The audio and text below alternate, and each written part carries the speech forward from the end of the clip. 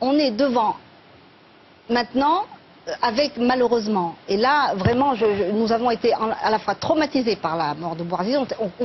C'était de trop, c'était déjà un mort de trop, le premier, déjà c'était un mort de trop, et maintenant on est en face de quelque chose qui est de l'ordre du dérèglement et de l'État lui-même, n'est-ce pas, et de la population, et nous sommes en train d'entrer dans un système, c'est-à-dire à l'intérieur de nous sommes devenus ingouvernables, c'est-à-dire que moi-même maintenant, chaque Tunisien doit absolument se rendre compte que s'il devient ingouvernable à lui-même, c'est-à-dire s'il n'arrive pas à articuler les passions contradictoires dans lesquelles il est pris entre vouloir absolument quand même sauver l'État, parce que il faut l'État. Non mais sauver l'État, mais quel État? Il n'existe pas. Il faut rappeler quand même aux téléspectateurs, aux téléspectatrices françaises. Non, mais je vous explique. Oui, vous me dites que c'est un pouvoir autocratique. En Algérie comme en Tunisie, ce sont des dictatures. Il n'y a même pas à discuter. En Algérie, c'est une junte militaire qui est au pouvoir. C'est les généraux qui décident qui ils mettent au pouvoir. Il faut quand même rappeler qu'à la fin de la guerre d'Algérie, l'Algérie n'a pas gagné son indépendance. C'est De Gaulle qui lui a donné.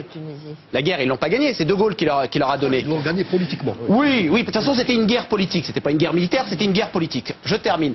Quand Ben Bella prend le pouvoir, que fait Boumedienne?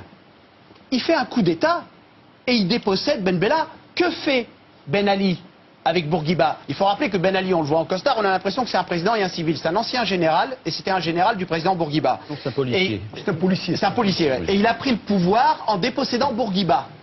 Il est là depuis près de 40 ans au pouvoir. Moi, je connais des Tunisiens de la rue.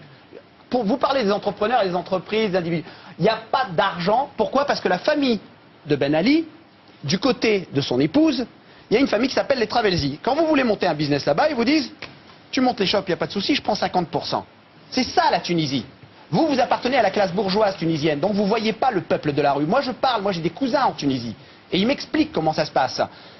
Là-bas, le job que vous voulez faire, si vous voulez réussir, cherchez pas à être avocat, n'allez pas dans les universités, devenez policier. On a augmenté les salaires de 50%. Les policiers tirent. Là, en Algérie, en Tunisie, les policiers tirent. L'armée, jusqu'à présent, elle se tient bien. En Tunisie, elle a refusé de tirer. Les policiers algériens, il n'y a qu'un mort. Le week-end dernier en Tunisie, c'est 50 civils qui sont assassinés. 50 civils qui sont assassinés par la police. Ce sont des manifestations de civils. C'est pas des barbus qu'on a dans la rue. Depuis quand Ben Ali il a mis au pas les islamistes? C'est du baratin. On a inventé un nouvel ennemi, les barbus. Mais qu'est-ce que vous voyez dans la rue? Vous voyez des jeunes filles tout à l'heure aux informations sur France 3. Qu'est-ce qu'on voyait? On voyait une jeune fille qui disait il tire au niveau de la tête. Les gens sont choqués.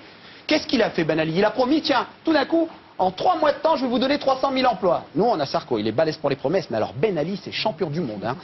On va aller du côté de l'Algérie maintenant. En Algérie, vous avez qui? Vous avez Abdelaziz Bouteflika. Bouteflika, c'est un mec malade. C'est les généraux qui sont derrière et qui tiennent le truc. C'est les généraux qui décident. Quand j'étais petit, je suis allé en Algérie avec mon père. La dernière fois que j'ai mis les pieds au bled, c'était en 78 avec mes parents. Et on m'a montré ce que c'est qu'un bulletin de vote. À l'époque, c'est Chadli Benjedid qui devait passer en 78, c'est ça? C'est ça. Il y a 2 billets en Algérie. Vous allez voir la démocratie, elle est balèze. C'est un billet oui, un billet non, un candidat unique.